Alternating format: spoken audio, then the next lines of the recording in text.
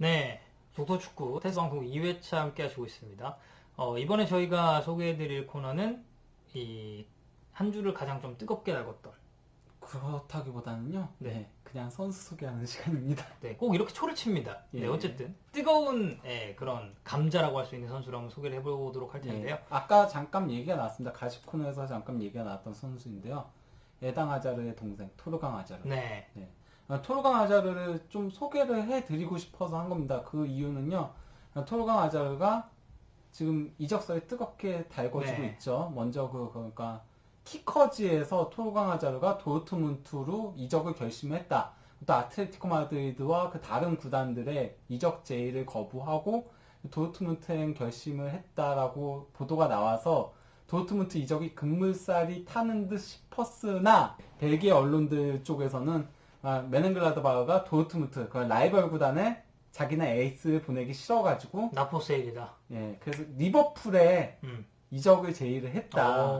그러니까 구단 측에서 리버풀에 제의를 했다. 리버풀도 토르강 아자르를 계속 관심을 가져하고 있었기 때문에 그래서 리버풀 측에 팔고 싶어한다. 도르트문트가 아닌 이런 보도들이 나는데요.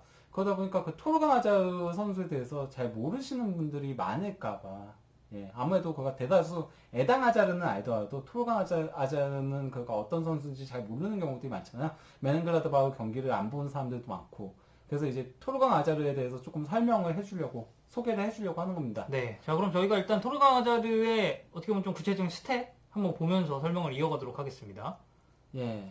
토르강 아자르 같은 경우는 그러니까 솔직히 말하면 그가 메넨글라드바흐 처음 와서는 살짝 좀 기대치에 충족을 시켜주는 것까지는 아니었어요. 물론 그가 스탯 자체는 조금 나쁘지 않았습니다. 데뷔 시즌에 한 골 7도움을 올렸거든요. 분데스리가에서. 도움을 굉장히 많이 기록했네요. 그리고 그 다음 시즌에 4골 3도움을 기록을 하긴 했었는데요. 그리고 또 그 2016-17 시즌에는 6골 4도움을 올리긴 했었습니다. 리그 기준입니다. 그 분데스리가 기준인데요. 그러니까 뭐 스탯 자체가 아주 나빴던 건 아닌데요.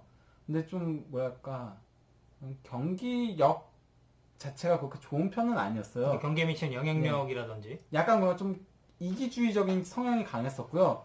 특히나 그러니까 어린 시절에 그 토르강 같은 경우는 10번에 대한 고집이 매우 컸습니다. 그러니까 10번 롤을 말하는 건가요? 아니면 그냥 단순히 등번호를 말하는 건가요? 10번 롤이요. 그러니까 중앙 공격형 미드필더로 뛰고 싶어 했거든요. 하지만 그 당시에 메넨글라드바흐는 4-4-2만 고집을 하던 팀이었습니다. 그러니까 공격형 미드필더를 쓰지 않는. 왜냐면은 그러니까 메넨글라드바흐가 4-4-2를 고집할 수밖에 없었던 이유가 있어요. 이 팀은 정통파 공격수를 영입하면 다 망했어요. 누가 있죠? 예를 들어서?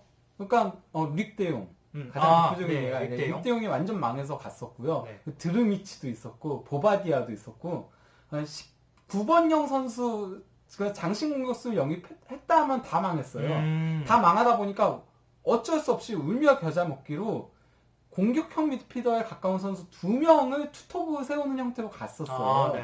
그러다 보니까 마르코 로이스도 그가 투톱에 썼었고요. 또 이제 하파일이라고 그 브라질 출신 선수 있거든요. 그 선수도 거기에 섰고 또 이제 지금은 그 메넨글라드바흐 주장인 라스 슈틴들이 또 그 자리에 섰었거든요. 그 전형적인 9번 장신 공격수가 없다 보니까 투톱으로 그걸 대체한 거예요. 그런 식으로 나갈 수밖에 없었는데 그러다 보니까 아자를 측면에 세울 수밖에 없었는데 이 선수가 자꾸 자기는 10번에서 뛰고 싶다. 나 중앙 공격형 미드필더 뛰게 해달라. 아니면 날 이적시켜달라. 막 이런 얘기해가지고 약간 좀 미운 털이 박혔었거든요. 하지만은 지난 시즌부터 약간 좀 그런 볼멘 소리가 사라지기 시작하더니만 전체적인 경기력도 올라왔고 거기다 이제 지난 시즌에 10골 15도움을 올리면서 프로데뷔 최초로 두 자릿수 득점에 성공을 했네요. 그러면서 메넨글라드바흐의 에이스로 급부상하기 시작을 했죠. 그리고 올 시즌 스탯도 되게 좋은데요? 9골 9도움. 아직 그러니까 시즌이 끝나지 않았음에도 불구하고 이대로면 그가 두 자릿수 골과 두 자릿수 도움을 동시에 기록할 수 있는 확률이 높죠. 그런 상태에 올라섰는데요. 토르강 아자르가 과연 그가 도르트문트에 어울릴까? 먼저 이걸 얘기를 하자면요. 토르강 아자르 같은 경우는 저는 도르트문트에 굉장히 잘 어울리는 퍼즐 조각이라고 생각을 합니다. 그러니까 이론상으로는요.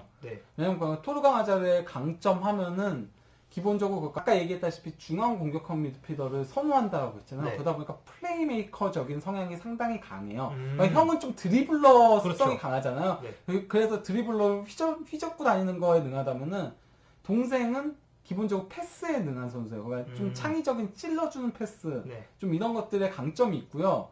그리고 또 이제 토르강 아자르 하면은 수비 가담도 상당히 성실하게 하는 선수입니다.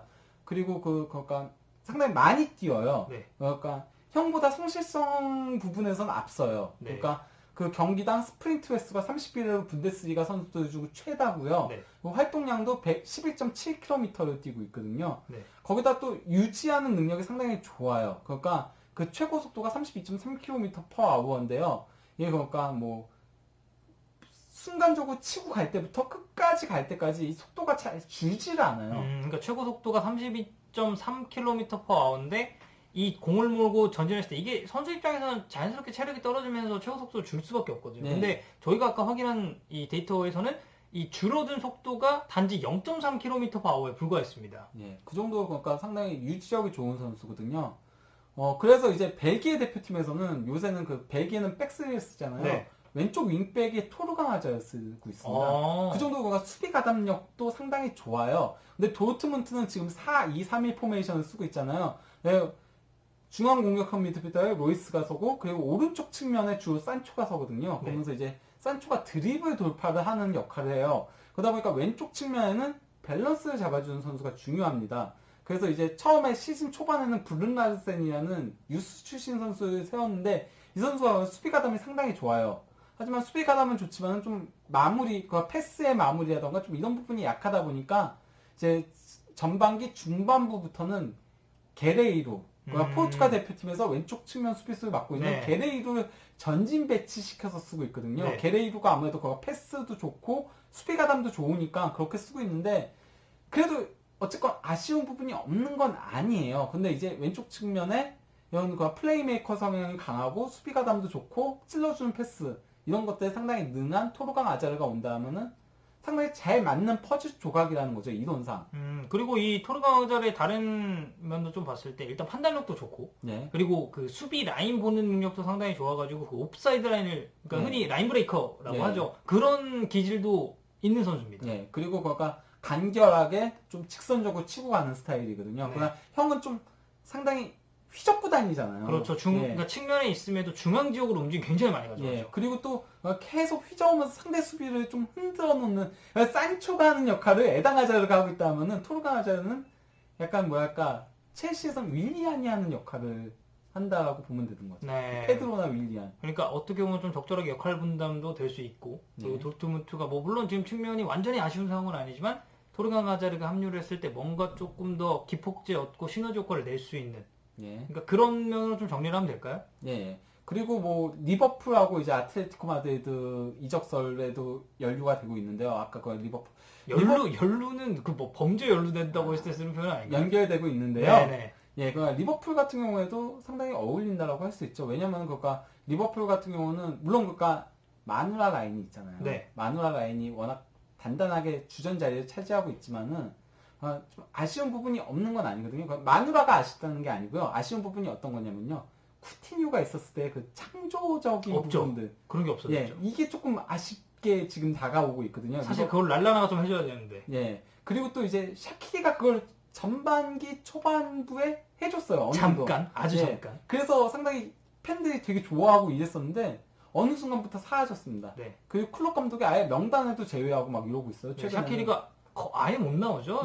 나왔으면은. 그러니까 지금 리버풀에 어떻게 보면, 그러니까 사실 이게 뭐 문제점이다라고까지 볼 수는 없지만 이 리버풀에 약간 모자란 창조성을 더해줄 수 있다는 측면에서 토르강 아자르의 영입은 굉장히 긍정적입니다. 온다면은 그거가 도움은 되는 영입이라는 거죠. 하지만 이제 토르강 아자르 입장에서는 도르트문트 가면 주전이 거의 확실시인데 리버풀 가면 마누아가 일단 버티고 있으니까 일단 로테이션으로 나올 가능성이 플랜 크죠. B가 될 가능성이 높은 거죠. 그러니까 그렇죠. 4-2-3-1을 쓸 때 플랜 B가 될 가능성이 높은 거죠. 네, 그렇습니다. 그리고 아틀레티코 마드리드는 황덕현 해설위원이 한번 얘기를 해보죠. 어떨까? 아틀레티코 마드리드는 뭐 저는 괜찮은 자원이라고 봅니다. 왜냐면은 지금 말씀해주신 것을 좀 비교를 해봤을 때 중앙 지역에 세워도 괜찮고 측면 지역에 세워도 괜찮고 그러니까 아틀레티코 마드리드에서 이런 중앙 측면 오가는 역할 그리고 이제 교체로 나왔을 때 그런 걸 하는 게 저는 앙헬 코레아 선수가 이 역할을 굉장히 잘한다고 생각을 하는데 제가 물론 뭐 토르강 하자르의 플레이 스타일을 김현민 기자만큼 뭐 잘 안다든지 뭐 이제 그걸 알 수는 없지만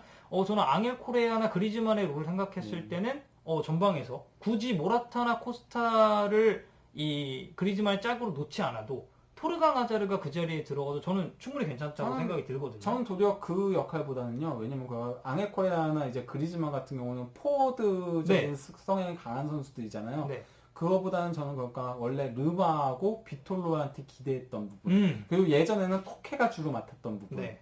코케가 원래 그러니까 과거에 사이드에서의 그 플레이메이커 역할을 했었잖아요. 네. 측면 플레이메이커. 네. 근데 지금 비톨로하고 르마하고 다 망하면서 그쪽이 이제 무너진 거거든요. 그럼 저는 약간 아틀레티코 마드리드는 좀 우려되는 부분도 있어요. 왜냐면 시메오네 감독이 계속 그쪽에서 망해가고 있으니까 그런 선수를 육성하는데 좀 약점이 있지 않나라는 생각도 들어서 네. 예. 그런 우려는 좀 있다는 거죠. 이론상은 필요해요. 네. 그게 맞고요. 네. 왜냐면 르마하고 피톨로 더 이상 기대하기 힘드니까. 네. 예, 물론 근데 르마 한 시즌 만에 이렇게 포기해야 됩니까? 아니요, 저는 조금 지켜봐야 될 필요성이 있다고 봅니다. 구단 역대 최고 이적료인데. 네. 아니 그리고 사실 이론상으로도 르마는 굉장히 필요한 자원이었어요. 하지만 망했죠. 지금 토르강도 저는 비슷하다고 봅니다. 이론상으로는 굉장히 필요한데 과연 이 선수가 왔을 때 르마가 되느냐 아니면 뭐 제2의 그리즈만이 되느냐 뭐 이 차이라고 볼 수가 있겠죠. 네. 어쨌든 토르강 하자르 굉장히 좋은 선수고 저희가 그 영상 링크 걸어놓을 거거든요. 분데스리가 공식 홈페이지에서 그 아자르에 대한 특성들 같은 것들 상당히 잘 분석해 놓은 영상이 있습니다. 여기 아마 여기 있을지 아마 이쯤 뜰 겁니다. 네. 이거 이제 클릭하시면은 분데스리가 유튜브 그 공식 계정으로 넘어갑니다. 그럼 한번 보세요. 네. 상당히 그러면은 토르강 아자르가 어떤 선수인지를 좀 잘 확인할 수 있을 겁니다. 네, 아자르의 뭐 이제 지난 시즌 뭐 강점이라든 뭐 이런 거 정리한 영상 그리고 뭐 이제 좀 더 찾아보시면은 이제 아자르의 뭐 플레이 스타일도 확인하실 수 있을 거고 뭐 어쨌든 이 링크 저희가 첨부해드린 것도 한번 보시고 이 김현민 기자의 말이 과연 허언이었는지 아니면은 진짜로 그런 플레이 스타일을 가지고 있고 괜찮은 자원인지를 확인해 보시기 바랍니다.